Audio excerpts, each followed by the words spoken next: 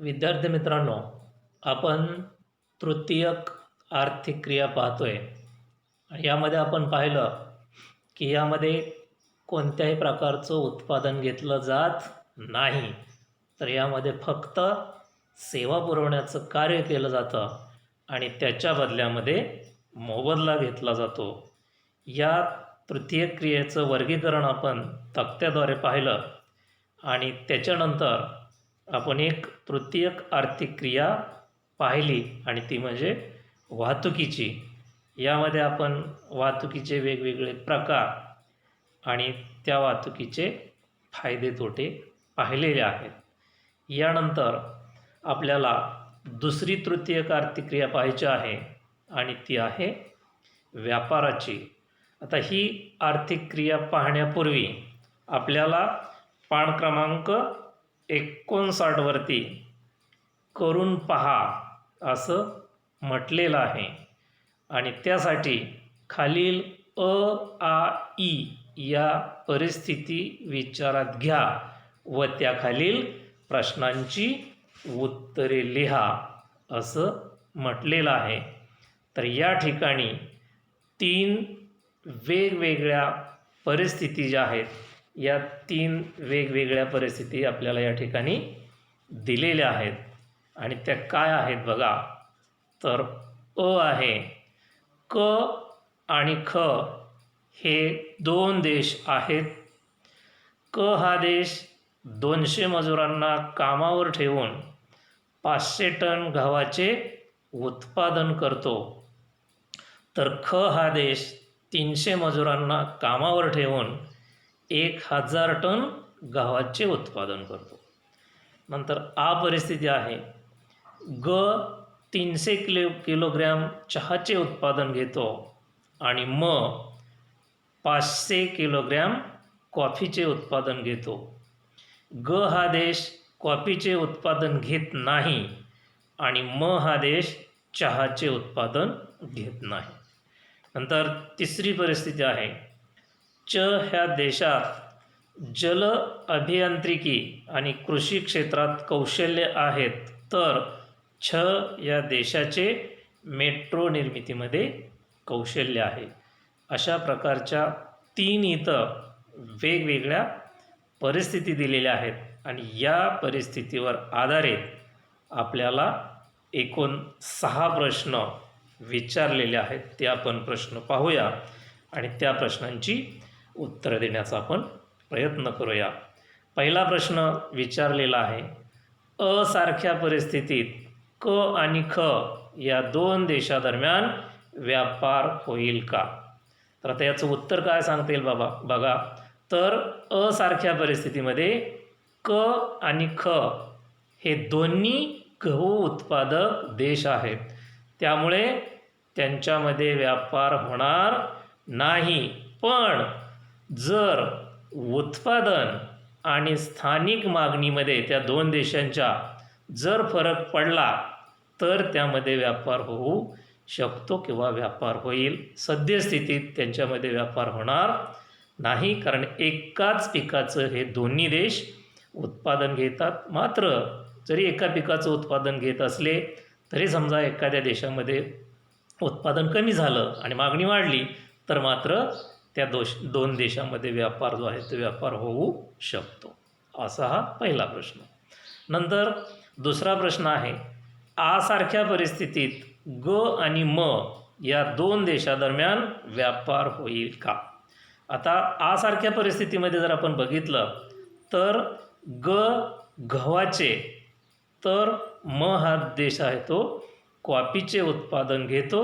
त्यामुळं दोन्ही देशातील उत्पादनं जी आहेत ती वेगवेगळी आहेत, भिन्न भिन्न आहेत. त्यामुळं त्या दोन्ही देशामध्ये नक्कीच व्यापार जो आहे तो व्यापार होईल असं या प्रश्नाचं आपल्याला उत्तर सांगता येईल. नंतर तिसरा प्रश्न आहे, जर आसारख्या परिस्थितीत क आणि ख या 2 देशादरम्यान व्यापार होत असेल तर 2 देशांच्या अर्थव्यवस्थेबद्दल तुम्हास काय लक्षात येते? आता जर आपण बघितलं तर क आणि ख या 2 देशादरम्यान गव्हाचे उत्पादन आणि मागणी यांच्यामध्ये तफावत असणार आहे. जरी एकसारख्या पिकाचे उत्पादन घेत असले तरी उत्पादनात किंवा मागणीमध्ये तफावत असणार आहे. जेथे उत्पादन कमी आणि मागणी जास्त असेल तो देश आयात करेल आणि ज्या देशामध्ये उत्पादन जास्त आणि मागणी कमी असेल तो देश निर्यात करेल. म्हणजेच दोन्ही देशामध्ये व्यापार होऊ शकतो. मात्र हे दोन्ही देश आहे ते दोन्ही देश कृषीप्रधान जे आहे ते कृषीप्रधान असणार आहेत. म्हणजे त्यांची अर्थव्यवस्था ही शेतीवरती अवलंबून असणार आहे. पुढचा प्रश्न आहे 4. जर आ सारख्या परिस्थितीत ग आणि म या दोन देशादरम्यान व्यापार होत असेल तर दोन देशामधील हवामानाबद्दल काय सूचित करता येईल किंवा दोन देशामधील हवामानाबद्दल काय सांगता येईल, काय सूचित करेल? आता जर आपण बघितलं तर दोन्ही देशामधलं हवामान जे आहे ते एकसारखं असणार आहे.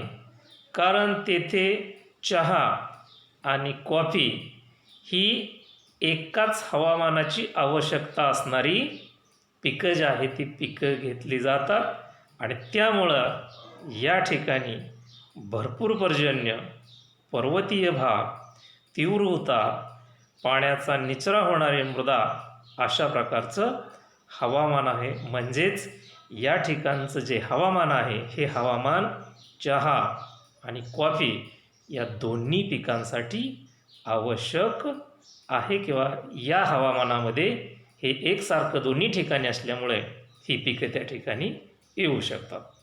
नंतर पुढचा प्रश्न आहे 5. जर ई सारख्या परिस्थितीत दोन देशादरम्यान व्यापार होत असेल तर ते तुम्हास देशांच्या मानवी साधनसंपत्तीबद्दल काय सूचित करेल? आता जर आपण बघितलं तर दोन देशामध्ये व्यापार होत असेल तर दोन्ही देशामधील मानवी साधनसंपत्ती असणारी कौशल्य काय असणार आहेत? भिन्न असणार आहेत. जेथे कृषी क्षेत्रातील कौशल्य असतील तेथील लोक प्राथमिक व्यवसायात जास्त प्रमाणात गुंतलेले असतील व जेथे मेट्रो निर्मिती होत असेल तेथील लोक द्वितीय क्रियेमध्ये जास्त प्रमाणात गुंतलेले असणार आहेत. म्हणजेच दोन्ही देशांच्या साधनसंपत्तीमध्ये जर आपण बघितलं तर आपल्याला बदल असणार आहे असं दिसून येतं. आणि यानंतर शेवटचा प्रश्न विचारलेला आहे, दोन देशामधील व्यापारावर परिणाम करणाऱ्या घटकांची यादी तयार करा.